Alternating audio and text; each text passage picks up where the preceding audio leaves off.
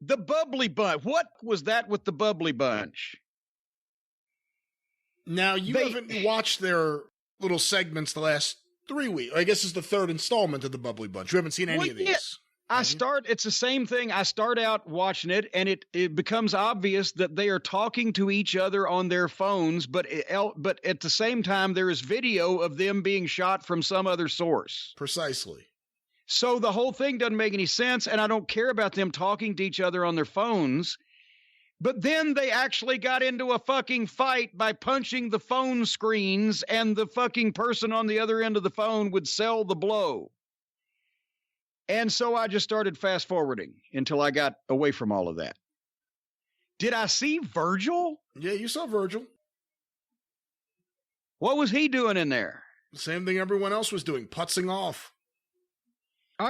This is what I talk about when I say wrestlers should. Problem is, one of these guys, and I think I know exactly who, had an idea and thought, oh, it'd be funny if we did this on TV. And they did it. And a lot of their fans will think it's funny. It's counterproductive. It's stupid. And when it comes to actual comedy, it's not very funny. But wrestling comedy and actual comedy, they lose out on every fucking standpoint. It's not funny. It's counterproductive. It's just stupid. It's just stupid. Sport-based wrestling.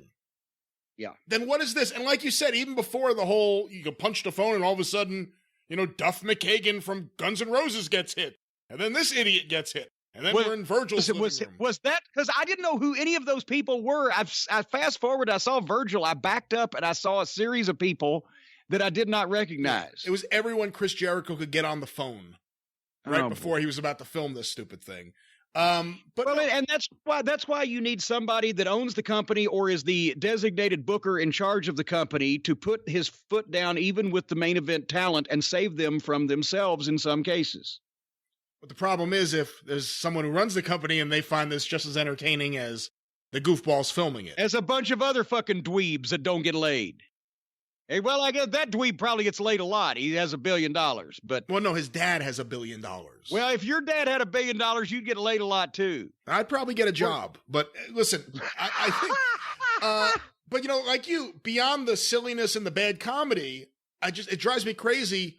It's one thing if you film this silly segment with the 5 guys from the point of view of seeing them on their phone, but to have them talking into the phone and then as a separate person... filming them it's just so stupid. It's counterproductive. And again, you can have an idea that makes you laugh and share it with your friends. You don't have to say, hey, let's put this on national TV. Because sometimes it just may not be good enough.